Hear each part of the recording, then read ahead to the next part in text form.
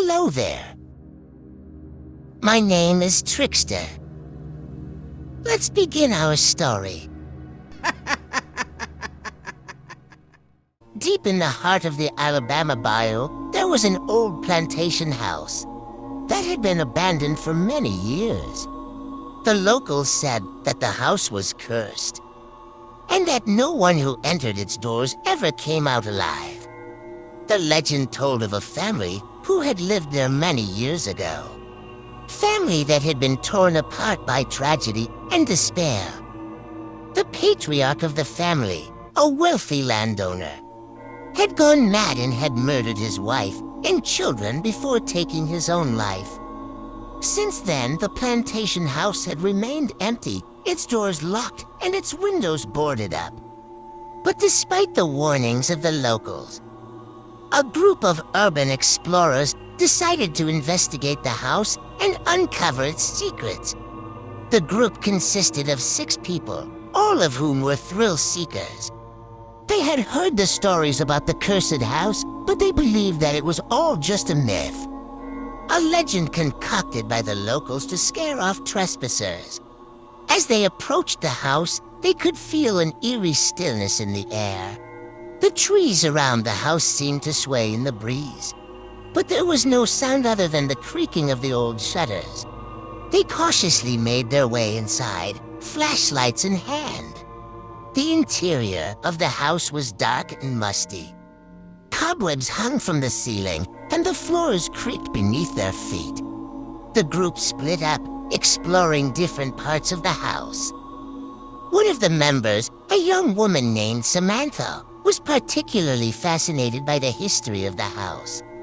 She had always been interested in the paranormal, and was convinced that there was something more to the legends than just stories. As she wandered through the halls of the house, she suddenly heard a sound. It was a faint whisper, like someone speaking in a hushed tone. She turned her flashlight towards the sound and saw a figure in the distance, standing at the end of the hallway. The figure was a woman dressed in an old-fashioned gown, with long hair that cascaded down her back. Samantha called out to her, but the woman didn't respond. Instead, she began to move closer, her feet making no sound on the wooden floors. Samantha started to feel uneasy. There was something about the woman's demeanor that made her think that she wasn't quite human. She tried to back away, but she found that her feet wouldn't move. It was as if she was rooted to the spot. The woman continued to approach, her face now visible in the light of Samantha's flashlight. It was pale and gaunt, with dark circles under her eyes. She seemed to be staring straight at Samantha, as if trying to communicate something. Suddenly, the woman vanished, and the house was plunged into darkness. Samantha was left standing alone in the hallway, her heart racing. She tried to move, but her legs were still frozen in place. It was as if something had taken control of her body. The rest of the group had heard Samantha's cries and came running to find her. When they found her, she was standing in the hallway, staring into the darkness. They tried to snap her out of it, but she was unresponsive. They decided to leave the house and get help. But as they tried to leave, they found that the doors were locked.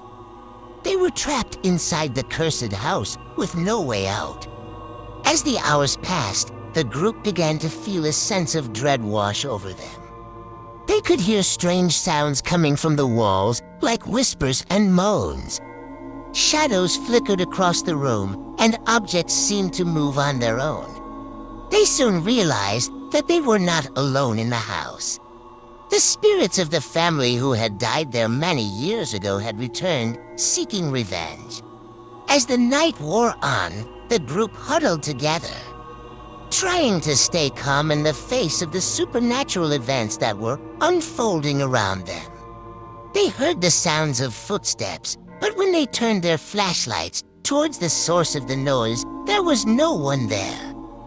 The air grew colder and colder, and they could see their breath in the darkness. They huddled together for warmth, but it was no use. It was as if the house itself was trying to freeze them out. Suddenly, a door creaked open, and they all jumped in fright. A figure appeared in the doorway, shrouded in darkness. It was the woman that Samantha had seen earlier, but this time, she was not alone. She was surrounded by the ghosts of the family who had died in the house, and they were all staring straight at the group. The ghosts seemed to be angry, their faces twisted in expressions of hatred and despair. They began to move closer, and the group could feel their icy breath on their skin. They tried to back away, but there was nowhere to go. They were trapped, and the ghosts were closing in. Suddenly, there was a flash of light, and the ghosts vanished. The group looked around, confused and disoriented. They could hear the sound of footsteps again, but this time, they were not alone. They could hear the sound of living people moving through the house. They called out for help, and soon, they heard the sound of police officers breaking down the door. The officers rushed in, guns drawn, and found the group huddled together in the corner of the room. The group was taken to the hospital, where they were treated for hypothermia and shock. When they were well enough to speak, they told the police about the ghosts that had trapped them in the house. The police didn't believe them, of course. They chalked it up to a hallucination caused by the extreme cold and lack of sleep. But the group knew what they had seen. They knew that the ghosts of the family that had died in the house were still there, trapped in a never-ending cycle of despair and hatred. They knew that the curse of the house was real, and that no one who entered its doors would ever come out alive.